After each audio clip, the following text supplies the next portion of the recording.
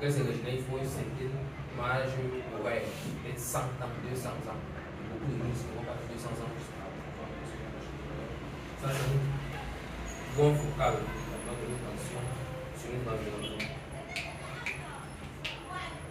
Alors, comment mieux penser la vie des jeunes aujourd'hui pour la rendre plus fonctionnelle? Si nous avons évoqué la notion de vie verte, une vie verte, c'est une vie qui se crée en pensant aux besoins de la nature, en mettant la nature au centre de ses activités, au centre de ses projets.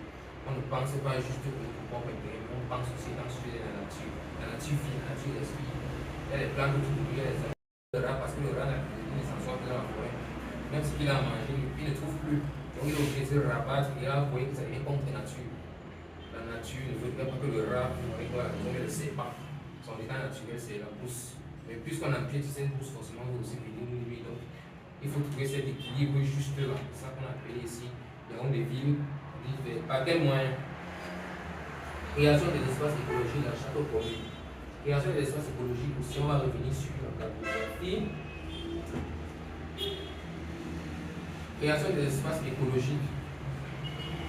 Vous voyez que dans la plupart des communes, donc dans 7 communes, j'ose croire que dans ces 7 communes, il y a au moins un pôle écologique. Je pense par là actuellement. C'est vrai, il y a certains, on va dire, des parcs, des petits parcs là, en ville, des gros parcs, mais ça ne suffit pas. Pour une ville comme la nôtre qui aspire à l'émergence, le côté national est pleinement valorisé.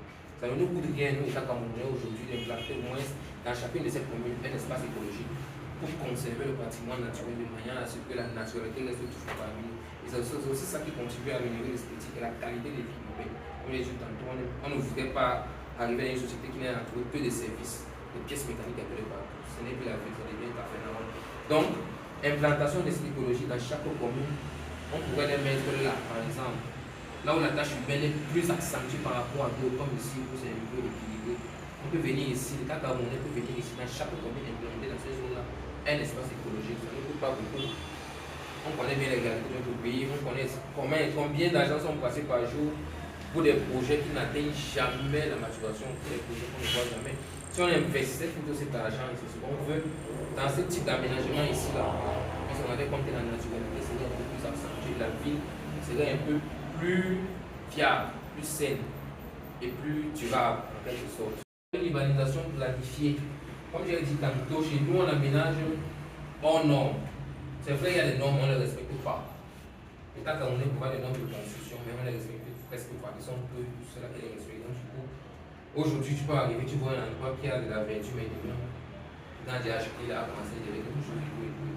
Donc, l'État doit aussi revoir c'est laquelle l'urbanisation soit véritablement planifiée, que les espaces aient des fonctions prédéfinies. Chaque espace doit avoir une fonction. Lorsqu'on va, par exemple, à la ville des banques, on se fait la sécurité des banques, nous sommes d'accord. Mais ailleurs, on ne puisse pas encore retrouver d'autres banques et tout. Si ici, on a juste qu'on veut placer des banques, on place des banques. Mais ailleurs, on essaie aussi de penser ailleurs, on aménage quelque chose qui va permettre que lorsque quelqu'un quitte de ses services, il quitte de son poste ministériel, par exemple, en soirée, il rentre à la maison, il passe par là et que ça pèse. C'est très important aujourd'hui. L'organisation ou encouragement des mouvements écologiques, par exemple des activités de reboisement, lorsqu'on replante, il y a aussi l'établissement scolaire et tout. C'est vrai, ça existe déjà un peu sur le secondaire, mais ce n'est pas encore ça. Ou du moins, ce n'est pas encore entré dans nos parties pour ce n'est pas quelque chose qu'on connaît vraiment. Donc, on tente encore vers ça, encore une ambition. Et c'est quelque chose de capital aussi. Pour vraiment faire entrer cela sur la jeunesse aujourd'hui. Où chacun vraiment vit sans véritablement tenir compte de la nature que nous avons. C'est à nous maintenant d'inverser cette tendance-là de manière à ce que la nature puisse vivre au travers de nous. Ouais. Parce qu'après, nous verrons ce que nous avons vu. Mais que ce qui va aussi venir après, c'est un peu la nature. La responsabilité citoyenne, ça c'est personnellement à chacun d'entre nous. Nous sommes des sommes. Ce qui fait la différence entre nous et les mindset. On réfléchit. Donc chaque jour que chacun soit responsable de ce que nous avons. Donc on te dit ne jette pas. Ne jette pas les objets au sol, ne fais pas ça, n'enlève absolument rien.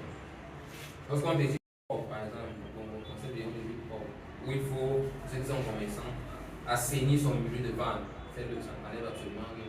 Au contraire, si on le fait, nous sommes 20 millions. Si elle le fait, c'est petit. Si 20 millions de francs, vous voyez que là au moins ça va mieux se ressentir.